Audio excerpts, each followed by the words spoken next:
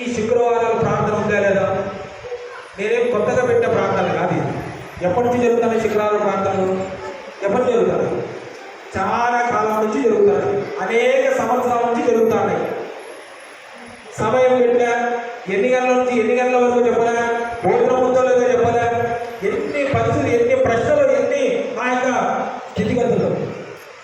నిజంగా దేవుని మీద ప్రేమ ఉంటే కదా నువ్వు రోజు చిక్కుల్లో ప్రార్థన చేసుకుంటావు. ఆటోమేటిక్గా ఈ యొక్క ఉపవాస దినములలో శుక్రవారం ప్రార్థన ఉందని నువ్వు ముందే అవసరం దేవుని మందిరంలో. ఎవరికి చెప్పాల్సిన అవసరం లేదు. ఎందుకని? నువ్వేమో అన్నడేవు కాదు, తెలియకపోవడానికి. నీవు పుట్టుకతో క్రైస్తవుడవు, నీ పితరులు క్రైస్తవులు.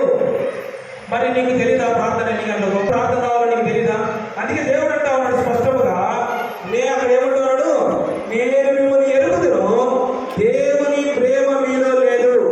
నేను నా తండ్రి నామమున వచ్చుచున్నాను, మీరు నన్ను అంగీకరింపరు. ఏం చేస్తామంట? నేను తండ్రి నామమున వస్తా ఉన్నాను, అయినా కూడా మీరు నన్ను అంగీకరింపకున్నాను. ఎందుకంటే అంగీకరింపకుండా ఉన్నారు అంటే అక్కడ చూడండి, మరి ఒకడు తన నామమున వచ్చిన యెడల వారిని అంగీకరింతురు. ఏమంటా ఉన్నారంట? మరి ఒకడు వాళ్ళ పేరు మీద వస్తే కదా ఏం చేస్తామంట? అంగీకరిస్తాం. చాలా సందర్భాలలో మనం చేసేటటువంటి తప్పిదం ఏమయ్యంటే ఈ యొక్క మానవ మహిమ, దేవుని యొక్క మహిమ. ఇక్కడ యూదులు ఏం చేస్తా ఉన్నారంటే ఆ యొక్క మనుషులు